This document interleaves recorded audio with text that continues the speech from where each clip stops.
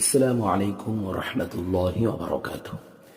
সম্মানিত প্রিয় মা ও বোনেরা, আজ শুক্রবার জুমার দিনে যে মহিলা চুপি চুপি এই 9টি আমল করবে তার সকল গুনাহ মাফ হয়ে যাবে ইনশাআল্লাহ।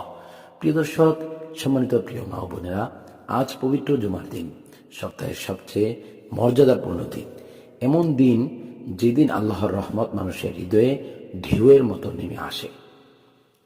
জুমার দিনে যে দোয়া করা হয় তা আসমান পর্যন্ত ওঠে, আর এক সময় আল্লাহ বলেন, হে আমার বান্দা, আমি তোমার দোয়া কবুল করলাম। এই বিশেষ দিনে আমাদের মা বোনেরা যদি শান্তভাবে চুপি চুপি শুধু আল্লাহর জন্য 9টি আমল করেন, তাহলে আল্লাহর কসম তার জীবনের ছোট বড় গোপন অগোপন সব গুনাহ আল্লাহ তাআলা ক্ষমা করে দেন। কারণ শুক্রবার হচ্ছে গুনাহ মাফের বিশেষ সুযোগের দিন। আজ আমরা শুনব সেই 9টি নুরানি আমল যা করলে আল্লাহর দরজায় ক্ষমার আলো জ্বলে ওঠে। প্রথম আমল আস্তাগফিরুল্লাহ। 100 বার গুনাহ মাফ করার সবচেয়ে সহজ পথ হলো ইস্তেগফার। এই শব্দটি এমন যে বান্দা যতবার বলে, আল্লাহ বলেন, আমি তোমাকে ক্ষমা করলাম। আজ শুক্রবার নামাজের আগে পরে, ঘরে ফিরে, এমনকি পথ চলতে চলতেও এই জিকির করলে গুনাহ মুছে যাবে গাছের শুকনো পাতার মতো। প্রিয় মা ও বোনেরা, দ্বিতীয় আমল রাসূলুল্লাহ সাল্লাল্লাহু আলাইহি ওয়াসাল্লামের উপর দুরূদ পাঠ করা। শুক্রবার দুরূদ শরীফ আল্লাহর কাছে সবচেয়ে প্রিয়। যে মহিলা আজ অন্তত 100 বার সাল্লাল্লাহু আলাইহি ওয়াসাল্লাম বলবে, দুনিয়া ও আখিরাতে তার উপর রহমতের দরজা খুলে যাবে, কবরেও নূর বাড়বে। প্রিয় মা ও বোনেরা, তৃতীয় আমল হচ্ছে সূরা ইখলাস 11 বার। সূরা ইখলাস পড়া মানে কোরআনের 1/3 পড়া। যে মহিলা আজ 11 বার পড়বে, আল্লাহ তার জন্য জান্নাতে একটি প্রাসাদ বানিয়ে দেবেন। সুবহানাল্লাহ। চতুর্থ আমল লা ইলাহা ইল্লা আনতা সুবহানাকা ইন্নী কুনতু মিনাজ জালিমিন। এটি ইউনুস আলাইহিস সালামের দোয়া।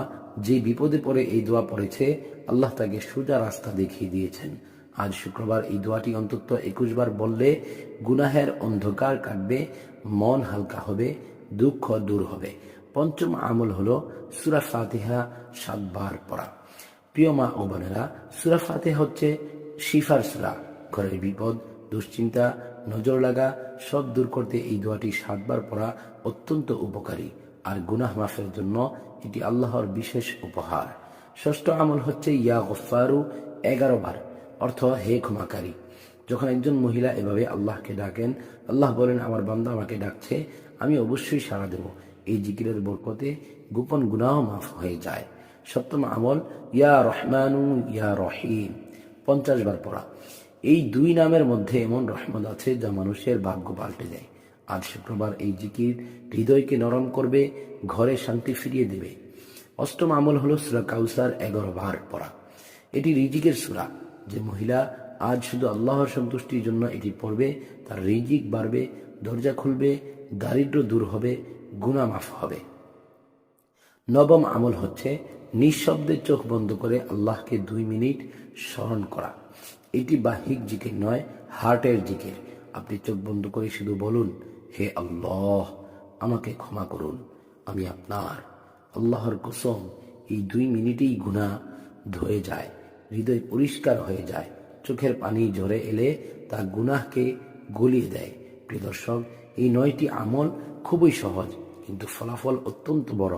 আপনি যদি আজ শুক্রবার এই আমলগুলো করেন, আল্লাহর কাছে আন্তরিক হন, নিজের জন্য, পরিবারের জন্য, সন্তানদের জন্য দোয়া করেন, তাহলে আপনার জীবনের অন্ধকার কেটে যাবে, গুনাহ মাফ হবে, বিপদ থেকে বাঁচবেন এবং আল্লাহর রহমতে আপনি জান্নাতের পথে হাঁটতে শুরু করবেন।